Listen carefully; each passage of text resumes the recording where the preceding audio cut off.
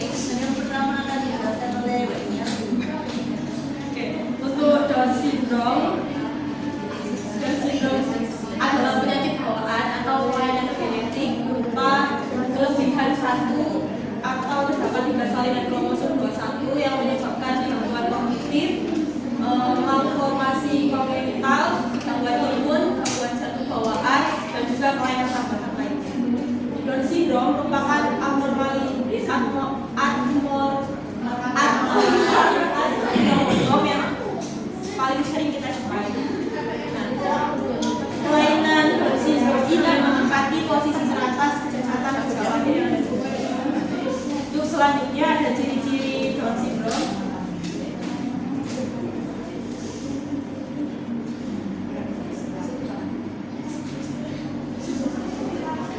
Ciri-ciri yang pertama adalah ukuran kepala relatif lebih besar dibandingkan anak tanpa sindrom Down.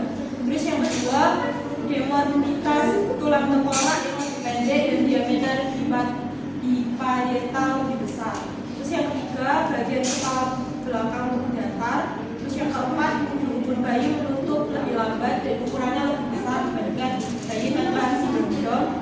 Terus yang kelima, mata terlihat sipit dengan visura palpebra objek ke atas dan sudut bagian tengah alis mata melipat ke arah dalam disebut sebagai lipatan epicanthus. Terus yang keenam, terdapat bintik putih pada permukaan iris mata yang membentuk lajang.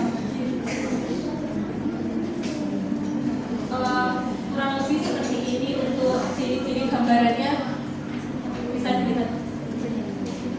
Terus selanjutnya ada penyebab Down syndrome yang akan dijelaskan.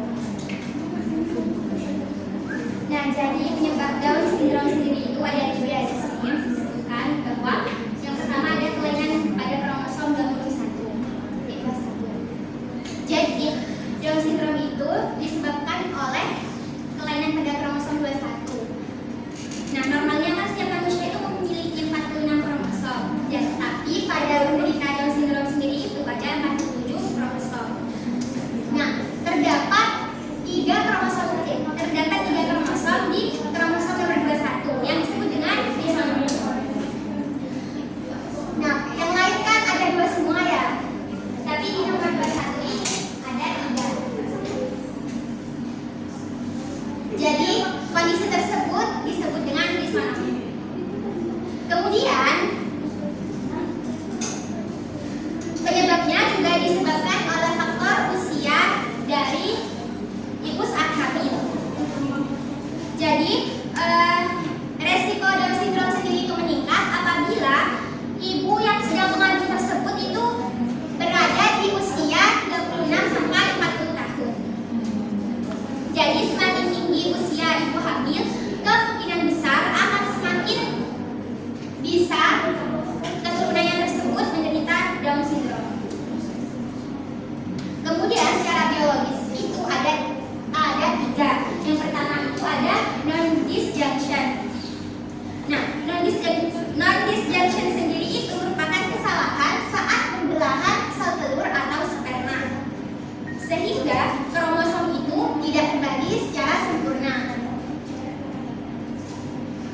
Akibatnya kromosom 21 itu ada 3 kromosom.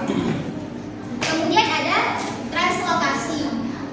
Nah, kromosom 21 ini menempel pada kromosom lain, misalnya bisa pada kromosom 14 dan juga 22.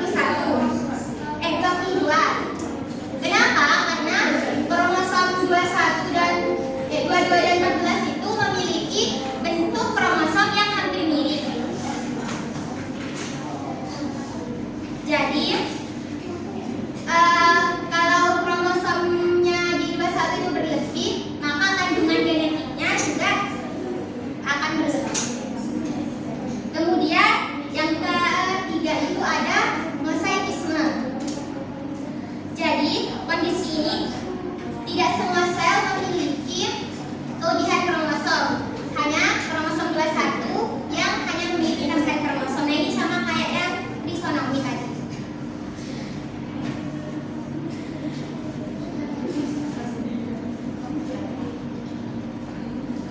Baik, selanjutnya dokternya itu cara diagnosis diagnosis kelainan Down syndrome ini pada anak. Untuk cara diagnosisnya ini terbagi menjadi dua, yakni sebelum kelahiran dan juga setelah kelahiran. Kalau yang sebelum kelahiran atau nama lainnya prenatal itu dilakukan dengan cara diagnosis prenatal. Ini melakukan tes screening seperti USG dan juga tes darah ibu untuk melihat adanya risiko atau tidak, yang kemudian nanti akan dikonfirmasi menggunakan tes invasif yaitu amniocentesis atau CPS untuk menganalisis kromosom janin. Dan untuk yang tes yang kedua yaitu tes setelah kelahiran atau postnatal, di mana diagnosis ini didasarkan pada adanya temuan ciri fisik yang khas sebagai otot lemas, hipotoni, mata sipit, dan satu garis lurus atau ciri-ciri yang sudah dijelasin teman-teman saya tadi. Dan nantinya akan dikonfirmasi melalui analisis kromosom untuk membuktikan bahwa anak ini terbukti mendapat kelainan Down syndrome atau tidak.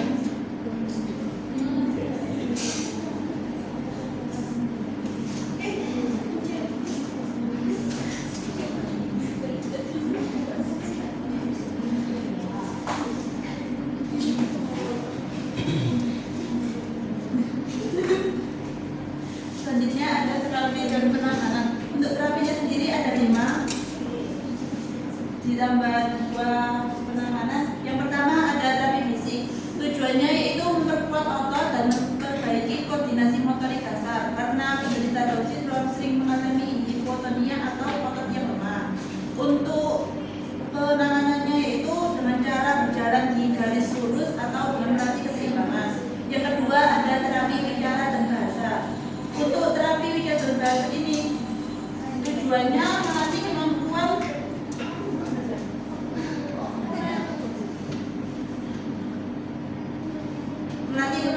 berbicara, memperbaiki artikulasi serta kemampuan memahami bahasa pada anak Down syndrome. Yang ketiga ada terapi okupasi. Tujuannya meningkatkan kemampuan aktivitas harian dan motorik halus. Yang keempat ada terapi perilaku atau EBE. Tujuannya mengubah perilaku maladaptif dan menumbuhkan kemandirian. Yang kelima ada terapi integrasi sensorik, di mana tujuannya membantu anak menyelesaikan respon terhadap rangsangan sensorik. Untuk yang keenam ada penanganan dengan intervensi edukatif dan inklusif, di mana dilakukan dengan pembelajaran yang disesuaikan dengan kemampuan dan gaya belajar anak. Anak Down syndrome ini biasanya akan menggunakan bantuan visual seperti kertas yang bergambar atau video pembelajaran yang sederhana. Yang terakhir ada dukungan keluarga dan psikososial, di mana dilakukan dengan pendampingan emosional bagi anak dan orang tua untuk adaptasi positif.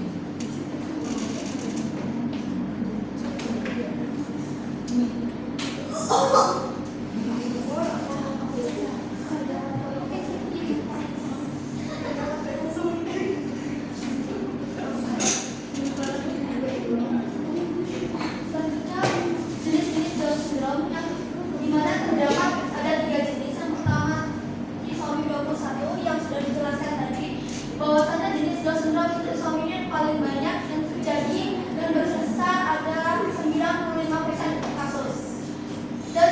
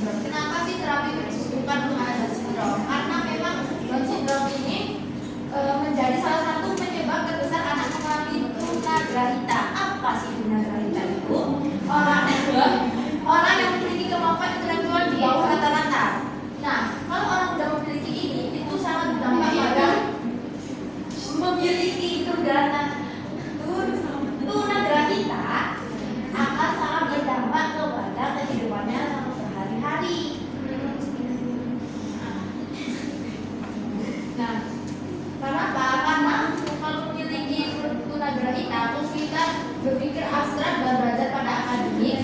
Perkembangan bahasanya cenderung lambat. Ya, seperti kita yang tahu ya, kalau anak Down syndrome itu karena ngomongnya nggak jelas, ya. Terus juga tergantungan pada bantuan orang lain dan juga butuh pendampingan dalam aktivitas sehari-hari. Kemampuan bervariasi dari ringan hingga berat. Kalau yang ringan, mereka masih bisa melakukannya sendiri, apalagi dibantu dengan terapi. Kalau yang sudah berat, mereka apa-apa itu harus dibantu dengan orang lain, mandi, makan, berpakaian, semuanya harus dibantu orang lain.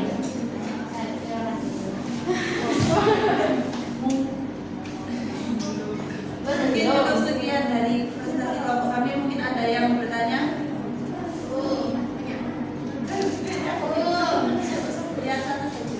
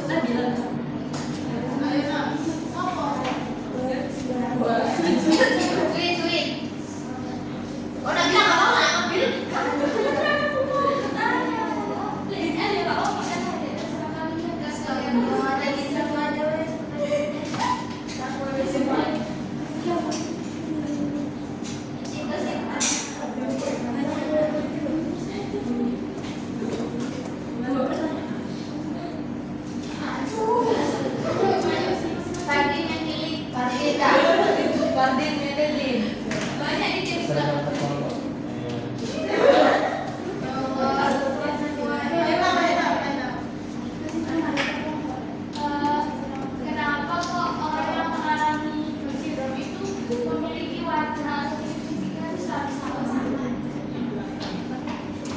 Oke, pertanyaan umum. Berarti nambah satu ya, Rin? Nambah satu ya? Nambah satu ya, Rin?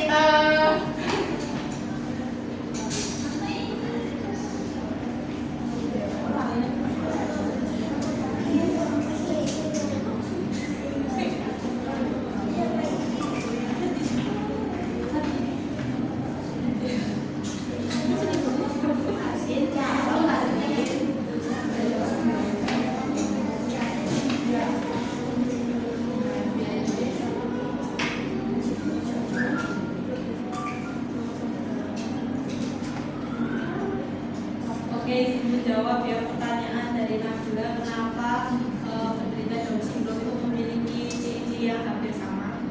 Karena mereka memiliki kelainan pada kromosom sama-sama memiliki kelebihan kromosom. Kurang lebih seperti itu. Mungkin ada tambahan dari teman-teman.